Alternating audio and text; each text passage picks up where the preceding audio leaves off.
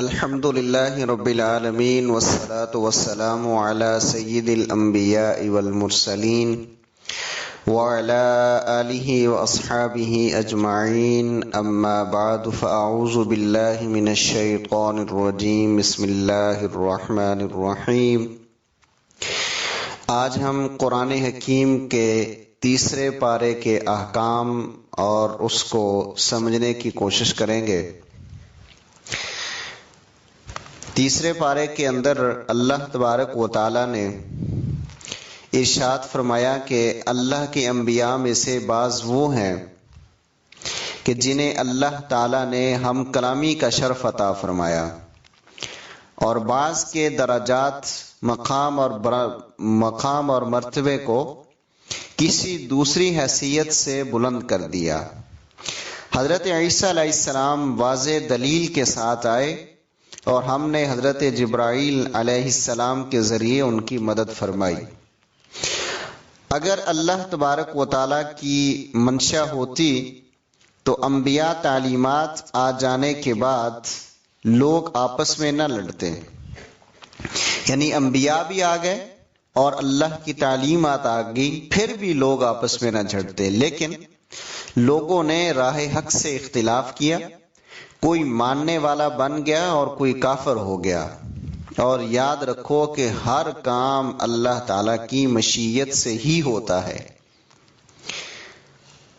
رکوع نمبر 1 کے اندر اللہ تبارک و تعالی ارشاد فرماتے ہیں، اے ایمان والو، اللہ کے دیے ہوئے میں سے اس دن کے آنے سے پہلے اس کی راہ میں خرچ کرو، یعنی قیامت کے آنے سے پہلے۔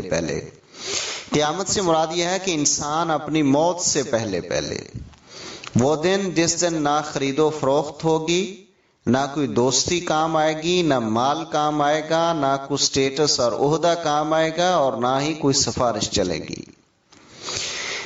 اس کے بعد آیت الکرسی ہے اس رکوع کے اندر، جس کا خلاصہ یہ ہے کہ اللہ کے سوا کوئی معبود نہیں، وہ وحدہ لا شریک ہے، وہ اللہ الصمد ہے، ولم یلد ہے، ولم یولد، ولم یکن لہ کفوا احد ہے۔ وہ ہمیشہ کے لیے زندہ جاوید ہے اور ساری کائنات کو سنبھالنے والا ہے۔ وہ نہ سوتا ہے اور نہ ہی اسے اونگ آتی ہے، وہ ساری کائنات کا مالک ہے، اس کی اجازت کے بغیر کسی کی ہمت بھی نہیں کہ کوئی اس سے سفارش کر سکے۔ نبی اکرم صلی اللہ علیہ وسلم بھی قیامت والے دن ان لوگوں کی سفارش کریں گے کہ جن کے بارے میں اللہ رب العالمین انہیں اجازت عطا فرمائے گا۔ ماضی اور مستقبل کے تمام حالات کا وہ جاننے والا ہے، اس کے علم کا احاطہ کرنا کسی بھی انسان یا جن یا فرشتے یا نبی کے لیے ممکن نہیں ہے، سوائے اس کے جو وہ خود چاہے۔ اس کی حکومت زمین و آسمان پر چھائی ہوئی ہے اور ان کی نگرانی اسے تھکاتی نہیں ہے، وہ ہر چیز کو دیکھ رہا ہے۔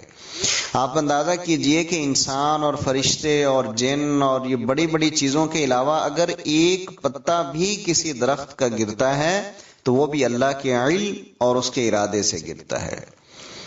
بزرگ بھی وہ ہے اور برتر بھی وہی ہے۔ یاد رکھو، اب حقیقت کھل چکی ہے، حق اور باطل میں فرق واضح ہو چکا ہے۔ جس نے رب کا سہارا لیا اور رب کے سوا دوسروں کی پرستش نہ کی، ان کے اعتماد کو کبھی ٹھیس نہ لگے گی۔ اللہ ایمان والوں کا دوست ہے، ان کو اندھیروں سے نکال کر روشنی عطا فرماتا ہے۔ کافروں کے حامی شیاطین ہیں جو انہیں روشنی سے اندھیروں میں دھکیلتے رہتے ہیں، اور دوزخ ہمیشہ کے لیے ان کا مقدر بنے گی۔ رکوع نمبر 2 کے اندر فرمایا کہ نمرود نے حضرت ابراہیم علیہ السلام سے رب تعالی کے بارے میں بحث کی۔ حضرت ابراہیم علیہ السلام نے فرمایا، زندگی اور موت میرے اللہ کے قبضے میں ہے۔ نمرود کہنے لگا، میں بھی زندہ کر لیتا ہوں اور مارتا ہوں۔ حضرت ابراہیم نے فرمایا، میرا رب سورج کو مشرق سے طلوع کر کے مغرب میں غروب کرتا ہے، تجھے اگر خدائی کا دعویٰ ہے تو اس سورج کو مغرب سے طلوع کر کے مشرق میں غروب کر کے دکھا۔ یہ بات سن کر نمرود ششدر رہ گیا، اس سے یہ نہیں ہو سکا اور وہ بھی نہیں سکے گا۔ اور پھر دوسرے اس شخص کا واقعہ ذکر کیا ہے کہ جس نے ایک تباہ شدہ بستی دیکھی تو حیران ہوا کہ اس کے باشندوں کو دوبارہ کیسے زندہ کیا جائے گا، یہ تو بالکل ہی ملیا میٹ ہو چکی ہے، تیس نیس ہو چکی ہے، جیسے ہم کہتے ہیں نا قیمہ بنا دیا گیا ہے اس کا۔ اللہ نے حقیقت سے پردہ اٹھانے کے لیے اس شخص پر موت طاری کر دی اور وہ 100 سال اصحاب کہف کی طرح سویا رہا۔ پھر اسے زندہ کر کے پوچھا، اب تم بتاؤ تم کتنی دیر مرے رہے ہو؟ کہنے لگا کہ اے اللہ، دن کا کچھ حصہ یا ایک دن؟ فرمایا نہیں، تم پورے 100 سال مردہ رہے ہو۔ ہماری قدرت دیکھیں کہ تم اپنے ساتھ جو پانی اور کھانے کی چیزیں لے کر آئے تھے وہ خراب، کیا اس کے اندر بدبو تک نہیں آ رہی ہے، ہم نے اسے اسی طرح تر و تازہ رکھا ہے۔ اور جس گدھے پر تم سوار ہو کر آئے تھے اس گدھے کو دیکھو، وہ ہڈیاں اس کی وہ بھی مٹی ہو چکی ہیں، اب دیکھنا تمہارے سامنے ہم اس گدھے کو زندہ کریں گے۔ اللہ کے حکم سے وہ جو مٹی ہو چکی ہڈیاں تھیں وہ ہڈیاں بنی، پھر اس کے اوپر گوشت چڑھایا اور اس کے سامنے اس حقیقت کو واضح کیا کہ اس طرح اللہ رب العالمین لوگوں کو دوبارہ زندہ کرے گا۔ اور تیسرا اس واقعے کا بھی ذکر کیا کہ حضرت ابراہیم علیہ السلام نے عرض کیا کہ اے اللہ، مجھے بھی دکھا تو مردوں کو کیسے زندہ کرے گا۔ اللہ نے فرمایا، ابراہیم کیا تمہارا ایمان نہیں ہے کہ زندہ کروں گا؟ فرمانے لگے وَلَكِنْ لِيَطْمَئِنَّ قَلْبِي، ایمان تو ہے اللہ، صرف ایک دیکھنا چاہتا ہوں، اپنی تسلی کی خاطر عرض کیا ہے۔ فرمایا چلو ایسے کرو، 4 پرندے لو، انہیں اپنے قریب کر لو، وہ تمہاری آواز دینے سے تمہارے پاس ہیں، مانوس کر لو، پھر ان 4 کو ذبح کر کے ان کا کیما بنا دو، مکس کر دو ان ساروں کو، اور ان کے ٹکڑے الگ الگ پہاڑوں پر پھینک دو، اور پھر ان کو بلاؤ، پھر دیکھنا کس طرح دوڑ کر آئیں گے۔ یأتینک سعیا، چنانچہ ابراہیم علیہ السلام نے ایسے ہی کیا اور ان کو آوازیں دیں تو وہ مختلف جگہوں پہ، چونکہ ان کا بکھرا ہوا تھا گوشت اور ہڈیاں، تو وہ ایک ایک پرندے کی ہڈیاں کہیں سے اڑ کے آ رہی ہیں، کہیں سے پر اڑ کے آ رہے ہیں، کہیں سے ٹانگیں اڑ کے آ رہی ہیں، تو اللہ تعالیٰ نے ان کے سامنے زندہ کیا اور فرمایا یاد رکھو اللہ تعالیٰ غالب اور حکمت والا ہے۔ رکوع نمبر 3 کے اندر فرمایا کہ مال و دولت کو راہ حق میں خرچ کرنے والے جان لیں کہ اللہ کی راہ میں خرچ کرنے کی مثال ایسی ہے جیسے ایک دانہ زمین کے اندر بویا جائے اور اس سے 7 بالی نکلیں، 7 شاخیں، 7 ٹہنیاں نکلیں، اور ہر بال میں 100 دانے ہوں۔ پھر اگر اخلاص زیادہ ہوگا تو ثواب اس سے کہیں زیادہ ملے گا۔ یعنی اللہ کے راستے میں خرچ کرنے کے لیے اخلاص ضروری ہے۔ اخلاص کا مطلب یہ ہے کہ انسان کے دل میں کسی قسم کی ریاکاری اور دکھلاوا نہیں ہونا چاہیے، کیونکہ اللہ کے خزانوں میں تو کوئی کمی نہیں ہے۔ آج اگر آپ نے 1 روپیہ اللہ کے راستے میں خرچ کیا ہے تو وہ آپ کو اس کے بدلے میں ارب روپے واپس کر دے اجر کی صورت میں۔ اور جو خرچ کرنے کے بعد احسان نہیں دھرتے اور نہ ہی دکھ دیتے ہیں، یعنی کسی پر احسان کر کے اس سے کام لینا، اس پر احسان جتلانا، فرمایا ان کے لیے کسی قسم کا خوف اور غم نہیں ہوگا۔ دلداری کا ایک کلمہ کہہ دینا اور درگزر کرنا خیرات کے بعد دل ازاری سے کہیں بہتر ہے۔ ایمان والو، احسان جتلا کر اور دکھ دے کر اپنے صدقات کو، اپنے مال کو برباد نہ کرو۔ جو شخص اپنا مال لوگوں کو دکھانے کے لیے خرچ کرتا ہے، اللہ اور آخرت پر ایمان نہیں رکھتا، اس کی مثال ایسے ہے کہ جیسے کسی چٹان پر، کسی پتھر پر مٹی ہو اور جب زور کی بارش آئے اور وہ ساری مٹی اور بیج کو صاف کر کے بہا کر لے جائے اور وہ چٹان پھر صاف ہو کر رہ جائے، بالکل اسی طرح ان کے خرچ کے نام اعمال کو بالکل ختم کر دیا جائے گا۔ اس کے برعکس اخلاص کے ساتھ خیرات کرنے والوں کی مثال ایسے ہے جیسے ایک بلند اور موزوں مقام پر ایک باغ ہو، اونچی جگہ پر، جب بارش ہوگی تو اس کی شادابی دگنی ہو جائے گی، اس کی خوبصورتی میں اضافہ ہو جائے گا، اور اگر زور سے بارش نہ برسے تو ہلکی ہلکی پھوار بھی اسے سرسبز کر دینے کے لیے کافی ہوتی ہے۔ گویا دل میں اخلاص ہوگا تو تھوڑی خیرات بھی برکت کا ذریعہ بن جائے گی۔ اے ایمان والو، تم میں سے کون یہ بات پسند کرے گا کہ اس امید پر اپنی ساری عمر باغ لگانے میں صرف کر دے، خرچ کر دے کہ اس کی پیداوار بڑھاپے میں کام آئے گی، لیکن جب بڑھاپا آئے اور بچے چھوٹے چھوٹے ہوں تو باغ پر آگ کا بگولا آر پڑے اور وہ تمہارے دیکھتے ہی دیکھتے سارا باغ جل کر ویران ہو جائے۔ فرمایا یہی حال اس انسان کا ہے جو ساری عمر نیکیاں تو کرتا ہے لیکن دکھاوے کے لیے، ریاکاری کے لیے کرتا ہے اور سمجھتا ہے کہ آخرت میں کام آئیں گی، لیکن جب قیامت کا دن آئے گا تو دیکھیے گا کہ اس کے دکھاوے کی ساری خیرات ضائع ہو جائے گی، کوئی نیکی اس کے کام نہیں آئے گی۔ اللہ ہم سب کو محفوظ فرمائے۔ رکوع نمبر 4 کے اندر فرمایا ایمان والو اپنی تجارت اور زمین کی پیداوار میں سے راہ خدا میں بھی خرچ کرو، اور جو ردی مال تم خود لینے کے لیے تیار نہیں ہو وہ راہ خدا میں خرچ کرنے کی جسارت بھی نہ کرو۔ وہی چیز اللہ کے راستے میں دینی ہے جو خود تمہیں پسند ہو۔ جو تم خود اچھا کھانا کھانا پسند کرتے ہو وہی اسی طرح کا کھانا دو۔ جو کپڑے تم اپنے لیے خریدتے ہو شادی کے لیے، خوشی کے لیے، وہی اللہ کے راستے میں لے کر دو۔ ہر چیز شیطان تمہیں راہ حق میں خرچ کرتے وقت ڈراتا ہے، یار مال ختم ہو جائے گا، یار 2000 کا سوٹ کیوں لے کر دینا ہے، تھوڑا 1000-1200 کو لے کر دے دیں، اور پھر بے حیائی کے کاموں میں خرچ کی ترغیب دیتا ہے۔ اب دیکھیے نا، اللہ کے راستے میں خرچ کرنا ہو تو انسان 1000 بار سوچتا ہے، لیکن اپنی عیاشی پہ، اپنی لگژری لائف کے لیے، اپنے اللے تللوں کے لیے خرچ کرتے ہیں، اسے ذرا بھی خیال نہیں ہوتا، جبکہ اللہ تعالیٰ گناہ معاف کرنے اور زیادہ دینے کا وعدہ فرماتا ہے۔ اس کے خزانوں میں کوئی کمی نہیں ہے اور حقیقی نفع نقصان کی سمجھ اس کی بہت بڑی عنایت ہے۔ جس سے یہ نصیب ہو گئی اس نے بڑی خیر پا لی۔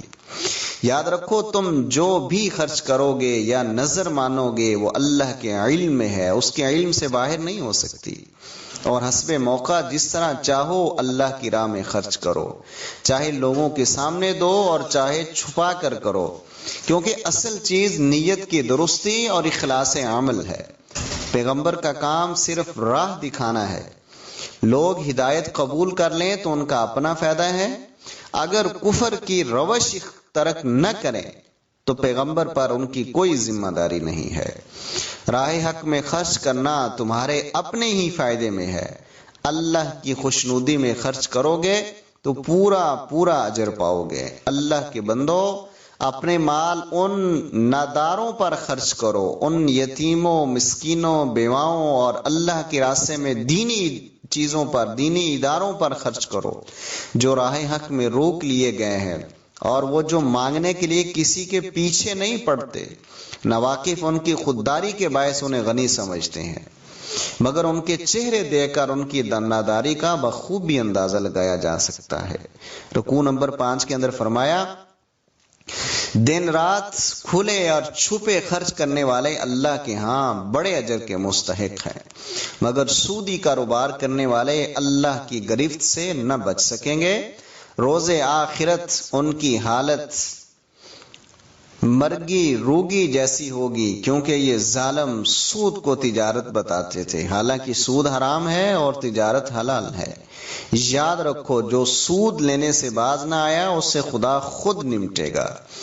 ایمان والے، نیک کردار، نماز ادا کرنے والے، زکوٰۃ دینے والے خوف اور غم سے آزاد ہوں گے۔ ایمان والو اگر سود کی کچھ رقم کسی کے ذمے واجب الادا ہے تو وہ چھوڑ دو۔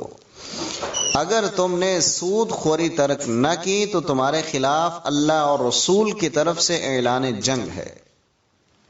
اگر تم توبہ کر لو اور اپنی اصل رقم وصول کرنے کا تمہیں حق حاصل ہے، اگر مقروض تم سے فراغ دستی تک مہلت مانگے تو اسے مہلت دے دو۔ ایک بندے کی استطاعت ابھی نہیں ہے قرض واپس کرنے کی تو اسے مہلت دے دو۔ اگر وہ بالکل ادائیگی کے قابل نہ ہو تو معاف کرنا ہی بہتر ہے۔ ڈرو اس دن سے جس دن اپنے رب کے حضور پیش ہوں گے، جہاں ہر کیے کا پورا بدلہ ملے گا۔ رکوع نمبر 6 کے اندر فرمایا مسلمانوں جب تم کسی شخص کے ساتھ ادھار کا لین دین کر رہے ہو تو لکھ لیا کرو، ہر طرح کے لین دین کے لیے گواہ بنا لیا کرو، یہ اللہ کا حکم ہے۔ آپ کسی کو 5 روپے دیں یا 5 ارب دیں، لیکن لکھا کریں اور گواہ بھی ہونے چاہیے۔ اگر کوئی فریق نابالغ یا بے سمجھ ہو تو اس کی طرف سے اس کا سرپرست وکیل بن جائے، اور لکھنے والا دیانتداری کے ساتھ لکھے۔ یہ نہیں ہے کہ اگر کسی ایسی جگہ لین دین کرنے والے ان پڑھ ہیں تو وہ کسی ایک طرف یعنی دیے اس نے تھوڑے ہیں تو وہ اس کی جگہ زیادہ لکھ دے، یا وہ لینے والے کی طرف داری کرے کہ اس نے لیے زیادہ ہیں اور وہ تھوڑا لکھ دے۔ گواہی کا چھپانا سخت گناہ ہے۔ گواہوں کو گواہی دینے سے ہرگز انکار نہیں کرنا چاہیے۔ گواہی جب بھی تم سے مانگی جائے اور حق اور سچ ہو تو گواہی دینی چاہیے۔ لکھنے والے کو اور گواہ کو کوئی فریق نقصان نہ پہنچائے، ڈرائے دھمکائے نہیں کہ تم نے صحیح گواہی نہیں دینی یا تم نے صحیح نہیں لکھنا۔ اگر 2 مرد گواہ نہ مل سکیں تو 1 مرد اور 2 عورتیں گواہ بن جائیں، تاکہ ایک بھول جائے تو دوسری یاد دلائے۔ سفر کی حالت میں کوئی لکھنے والا نہ ہو، کوئی چیز گروی رکھ کر اس کا قبضہ قرض دینے والے کو دے دیا جائے۔ یاد رکھو، گروی رکھی ہوئی چیز وہ مالک کی ہے، اسی طرح اس کو واپس کرنی ہے۔ قرض دینے والے کے لیے جائز نہیں ہے کہ مقروض کی طرف سے قرض ادا کرنے کے بعد اس کی واپسی سے انکار کر دے۔ یعنی یہ نہیں ہے کہ اب آپ کہیں میرے پاس تو ہے ہی نہیں جی، اب میں نے تو دینے ہی نہیں، اب میں کیا کروں۔ نہیں، دینے ہی دینے ہیں۔ اللہ نے شہید کا بھی قرض معاف نہیں کیا ہے۔ اور گواہی کے لیے یا تو 2 مرد ہوں، اگر 2 مرد نہ ہوں تو 1 مرد کی جگہ 2 عورتیں گواہی دے گی، یہ اللہ کا حکم ہے۔ رکوع نمبر 7 کے اندر فرمایا، یہ سورہ البقرہ کا آخری رکوع ہے، اور سورت کا آغاز دین کی بنیادی تعلیمات سے فرمایا تھا۔ وہ جو شروع میں ھدی للمتقین الذین یؤمنون بالغیب ویقیمون الصلاۃ ومما رزقناہم ینفقون والذین یؤمنون بما انزل الیک وما انزل من قبلک وبالآخرۃ ھم یوقنون، وہ والا۔ اب اختتام جو ہو رہا ہے وہ فرمایا کہ یاد رکھو زمین و آسمان کی ہر شے کا مالک اللہ تعالی ہے۔ تمہاری کوئی کھلی ہوئی یا کوئی چھپی بات اس سے مخفی نہیں ہے، وہ سب چیزوں کو جانتا ہے۔ وہ تو علیم بذات الصدور ہے، وہ تم میں سے ہر ایک چیز کا حساب لے گا، پھر جسے چاہے معاف کرے اور جسے چاہے سزا دے۔ رسول اللہ صلی اللہ علیہ وسلم اور ایمان والے اپنے رب کی طرف سے آئی ہوئی ہدایت پر ایمان رکھتے ہیں۔ ان سب کا اللہ پر، فرشتوں پر، آسمانی کتابوں پر اور رسولوں پر ایمان ہے۔ ایمان والے سب رسولوں کو مانتے ہیں۔ بعض کو ماننا اور بعض کا انکار کرنا یہ ایمان والوں کا شیوا نہیں ہے، وہ سب پر بلا تفریق ایمان رکھتے ہیں۔ ان کا قول یہ ہے اہل ایمان کا کہ ہم نے حکم سنا اور فرما برداری کی، اے اللہ ہم تیری بخششوں کے طالب ہیں۔ مسلمانوں یاد رکھو، ہر شخص پر ذمہ داری اس کی حیثیت کے مطابق ہے۔ جو نیکی کمائے گا اسے نیک پھل ملے گا، جو کوئی بدی سمیٹے گا اس کی سزا بھگتے گا۔ ایمان والو اپنے رب سے عرض کرو کہ اے اللہ ہماری بھول چوک پر ہم سے مواخذہ نہ فرمانا، اے مالک ہم پر وہ بوجھ نہ ڈالنا جو تو نے ہم سے پہلے لوگوں پر ڈالا۔ اے پروردگار جس بوجھ کو اٹھانے کی ہم میں طاقت نہیں وہ ہم پر نہ رکھنا، ہمیں معاف فرما، ہمیں بخش دے، ہم پر رحم فرما، تو ہی ہمارا مولا ہے اور کافروں کے مقابلے میں ہماری مدد فرما۔ اب رکوع نمبر 9 ہے اور سورہ آل عمران کا آغاز ہو گیا ہے۔ سورہ آل عمران تیسری سورہ ہے قرآن حکیم کی، جس کے 20 رکوع ہیں اور 200 آیات ہیں، اور یہ سورہ مدنی سورہ ہے، یعنی مدینہ کے اندر یہ نازل ہوئی ہے۔ اس سورہ مبارکہ کے اندر بہت سارے مضامین ہیں، مثلا عیسائیوں کا ذکر کیا ہے اور انہیں دعوت اسلام اس کا خاص موضوع ہے۔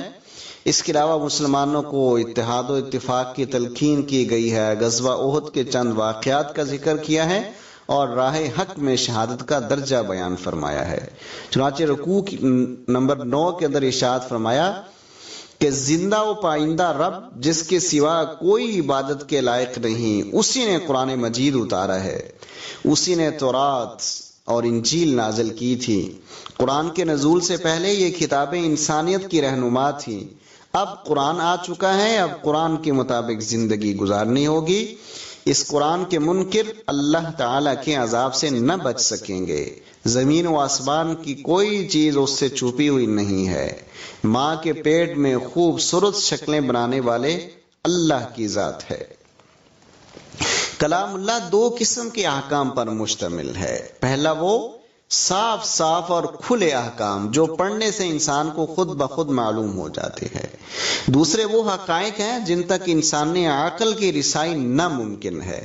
اہل ایمان کھلے اور صاف احکام پر عمل کرتے ہیں، اور جو حقیقتیں ان کی عقل میں نہیں آتی ان کو اسی طرح مانتے ہیں جیسے قرآن مجید میں ان کا ذکر ہوا ہے۔ وہ اللہ کریم سے دعا کرتے ہیں، اے اللہ ہمیں ہدایت دینے کے بعد ہمارے دلوں میں کجی نہ فرما۔ اے اللہ عالم آخرت کے معاملات ہماری عقل نارسا میں آئیں یا نہ آئیں، لیکن اس میں شک نہیں، تو ایک دن سب کو اپنے حضور جمع کرنے والا ہے، یہ تیرا وعدہ ہے اور یقیناً تیرا وعدہ کبھی خلاف نہیں ہو سکتا ہے۔ رکوع نمبر 10 کے اندر فرمایا، جو لوگ اللہ کی باتوں کا جان بوجھ کر انکار کرتے ہیں وہ بالآخر اپنے گناہوں کے نتیجے میں پکڑ لیے جائیں گے۔ فرعون پکڑا گیا، اس سے پہلے کہ بد کردار بھی نہ بچ سکے، اور آج محمد صلی اللہ علیہ وسلم کے مقابلے میں آنے والے کیسے بچ سکیں گے؟ ان کے مال اور ان کی اولادیں ان کو اللہ کے عذاب سے نہیں بچا سکیں گی۔ آپ کافروں کو بتا دیں کہ تم دنیا میں آخرکار مغلوب ہوں گے، فتح اور غالب وہ اسلام ہی آئے گا، اور آخرت میں جہنم کا ایندھن بھی بنو گے۔ جنگ بدر کا نتیجہ تمہارے سامنے ہے کہ 313 بے سر و سامانی کی حالت میں، کپڑے پورے نہیں ہیں، جوتے نہیں ہیں، کھانے کے لیے کچھ نہیں ہے، سواریاں نہیں ہیں، تیر نہیں ہیں، تلواریں نہیں ہیں، پھر بھی اپنے سے کئی گنا بڑی فوج کے مقابلے میں کامیاب ہوئے۔ اللہ جس کی چاہتا ہے مدد فرماتا ہے۔ مومن اپنی بے سر و سامانی اور کفار کے مال و زر سے دل برداشتہ نہ ہوں۔ اصل دولت ایمان و عمل کی دولت ہے۔ اگر یہ حاصل ہے تو دنیاوی سر و سامان خود بخود حاصل ہو جائیں گے۔ ایمان والوں کی کامیابی کا دار و مدار اس پر ہے کہ وہ صبر کرنے والے ہیں، سچ بولنے والے ہیں، فرما بردار ہیں، اللہ کی راہ میں خرچ کرنے والے ہیں، اور راتوں کو اٹھ اٹھ کر اپنے رب سے بخشش مانگنے والے ہیں۔ حق کی شہادت 3 طرح کی ہوتی ہے۔ اللہ کی گواہی دینا، اللہ وحدہ لا شریک ہے، فرشتوں کی گواہی دینا کہ وہ اللہ کی مخلوق ہے، اور علم والوں کی شہادت۔ یہ تینوں شہادتیں اعلان کر رہی ہیں کہ اللہ کے سوا کوئی معبود نہیں۔ اس نے تمام کارخانہ ہستی کو انصاف پر قائم فرمایا ہے۔ انسان کو اول دن سے ایک ہی دین دیا گیا ہے، اور وہ اسلام ہے۔ پہلے آسمانی کتابوں کے جھوٹے نام لیواؤں نے اپنی ناجائز اغراض اور مفاد کے خاطر اسلام میں شبہات پیدا کیے ہیں۔ یہ لوگ سزا سے نہ بچ سکیں گے۔ یعنی یہ اشارہ یہود اور نصارہ کی طرف ہے کہ انہوں نے اللہ کی آسمانی کتابوں میں تورات، زبور اور انجیل میں اپنی مرضی کے احکام شامل کر دیے ہیں۔ آپ ان تک حق بات پہنچا دیں، یہ نہ مانیں گے تو اللہ ان سے خود نمٹ لے گا۔ آپ اعلان کر دیں کہ آپ خود اور آپ کے ماننے والے اسلام پر قائم ہے۔ یہ لوگ اگر اسلام پر ایمان لے آئے تو ہدایت پا لیں گے، اگر نہ مانے تو آپ کا کام صرف پہنچا دینا ہے، بس۔ رکوع نمبر 11 کے اندر ارشاد ہوا، بلا شبہ اللہ کی آیات کے منکر، رسول اور اولیاء اللہ کے قاتل دردناک عذاب کے مستحق ہے۔ یہ لوگ دنیا و آخرت میں دونوں جگہ بے یار و مددگار رہیں گے۔ دنیا میں بھی ان پر اللہ کی پھٹکار پڑے گی، اور آخرت میں بھی جہنم کے عذاب سے نہ بچ پائیں گے۔ علماء یہود جس کتاب کو کتاب الہی مانتے تھے اس پر عمل کے دعوے دار تھے۔ جب انہیں اسی کتاب پر عمل کرنے کی ہدایت دی گئی، حکم دیا گیا، تو صاف پھر گئے، کیونکہ اللہ کے احکام پر عمل کرنا ان کی نفسانی خواہشوں کے خلاف تھا۔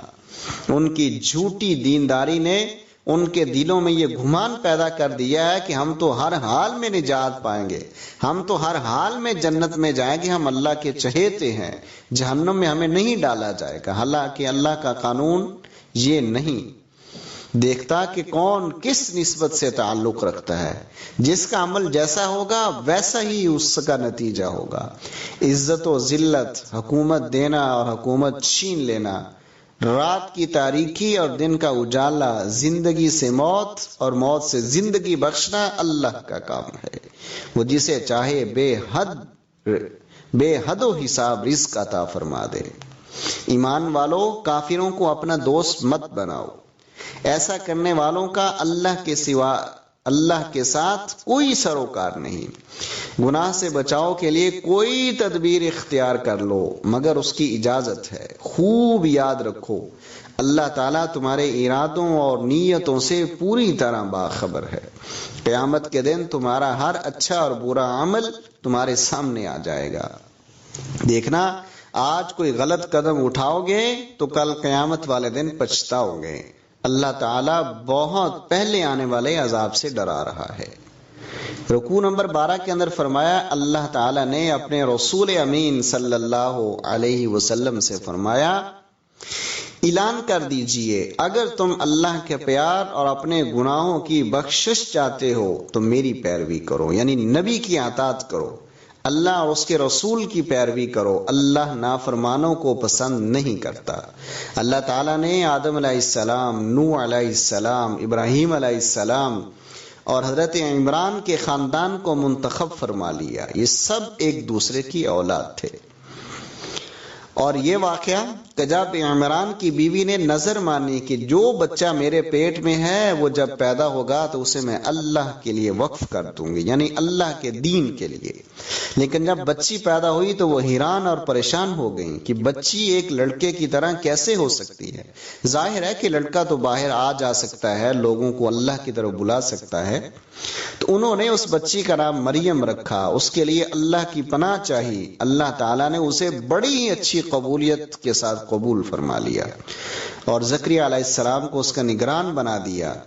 جب کبھی زکریا علیہ السلام ان کے پاس ان کے کمرے میں جاتے تو وہاں مریم علیہ السلام عبادت میں مصروف ہوتی اور ان کے پاس ایسے ایسے پھل موجود ہوتے جو بے موسمی ہوتے، وہ اس موسم کے نہیں ہوتے تھے۔ یہ وہ چیزیں تھی، مریم سے پوچھتے وہ کہ یہ کہاں سے آپ کو مل گئی؟ وہ کہتے ہیں کہ اللہ کی جانب سے آئی ہے۔ اللہ جسے چاہتا ہے بغیر حساب کے رزق دیتا ہے۔